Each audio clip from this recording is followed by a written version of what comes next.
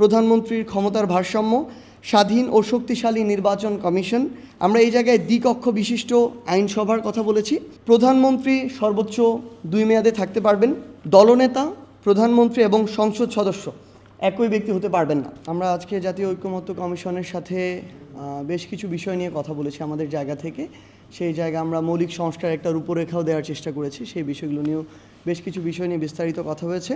শুরুতেই আমাদের সদস্য সচিব তার জায়গা থেকে বলেছেন যে আমরা যে মৌলিক সংস্কারের কথা বলছি এটি কিন্তু শুধুমাত্র নির্বাচন কেন্দ্রিক নয়, কিংবা সংসদে 2/3 ভোট নিয়ে একটা সংশোধনী নয়, বরং আমরা মনে করি যে এটি হচ্ছে রাষ্ট্র ও সাংবিধানিক যে ব্যবস্থা সেটার ক্ষমতার ভারসাম্য, জবাবদিহি ও বিকেন্দ্রীকরণ নিশ্চিত করবে। আমরা এই মৌলিক সংস্কারের মূল কিছু উপাদান নিয়ে আমাদের জায়গা থেকে কথা বলেছি।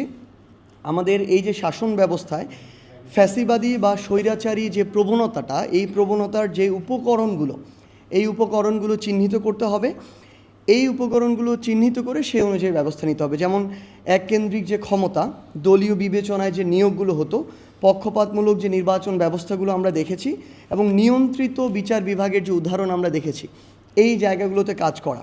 এরপরে আমরা আমাদের জায়গায় বলেছি যে গণতান্ত্রিক রীতি ও প্রক্রিয়ার পুনঃপ্রতিষ্ঠা করাটা গুরুত্বপূর্ণ, যেখানে জনগণের ভোট, মতামত এবং অংশগ্রহণটা এই সার্বিক নীতি নির্ধারণের মূল ভিত্তি হবে।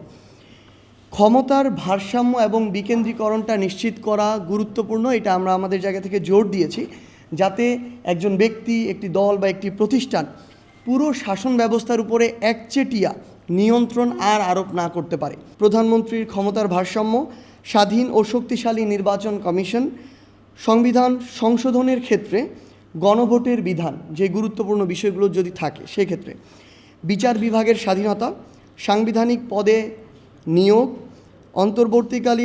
নির্বাচনকালীন অন্তর্বর্তী সরকার, দুদক সংস্কার, স্থানীয় সরকার ব্যবস্থা যেটা আছে এটার সংস্কার, এবং জনপ্রশাসন সংস্কার। এগুলো হচ্ছে টপিক যেগুলো নিয়ে আমরা আমাদের জায়গা থেকে কথা বলেছি। আমরা এই জায়গায় দ্বিকক্ষ বিশিষ্ট আইনসভার কথা বলেছি, যেখানে আমাদের যে নিম্নকক্ষ সেটি হবে আমাদের আসন ভিত্তিক, এবং আমাদের যে উচ্চকক্ষ সেটি হবে ভোটের আনুপাতিক হারের ভিত্তিতে। সংসদ সদস্যরা পার্লামেন্টে স্বাধীনভাবে তাদের মতামতটি প্রকাশ করতে পারবে।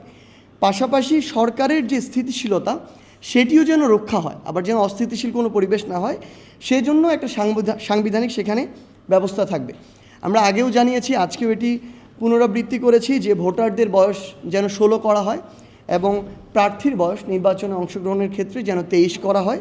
মৌলিক অধিকার বিরোধী দমনমূলক আইন ও সংবিধানের অনুচ্ছেদ 33(3) সংস্কার, 1974 সালের বিশেষ ক্ষমতা আইন বাতিল, এবং সংবিধানের 33(3) অনুচ্ছেদের যে প্রতিরোধমূলক আটকের যে ধারা, এই ধারাটি আমরা সংস্কার করার কথা বলেছি।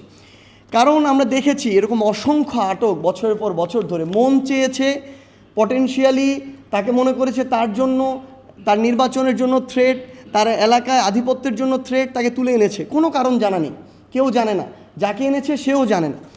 তো সেই জায়গায় এরকম এই জিনিসটি যেন পুনরাবৃত্তি না হয়, এই আটকের কারণটা জানাতে হবে। প্রধানমন্ত্রী সর্বোচ্চ 2 মেয়াদে থাকতে পারবেন। দলনেতা, প্রধানমন্ত্রী এবং সংসদ সদস্য একই ব্যক্তি হতে পারবেন না। আমরা বলেছি যে পার্লামেন্টের বিরোধী দল ছায়া ক্যাবিনেট গঠন করতে পারবে। এই ছায়া ক্যাবিনেটের বেশ কিছু কাজ আমরা তুলে ধরেছি আমাদের জায়গা থেকে। সেখানে প্রধানমন্ত্রীর বিরুদ্ধেও অনাস্থা ভোট দেয়া যাবে, এই বিষয়টি আমরা আজকে এই জায়গায় তুলে ধরেছি।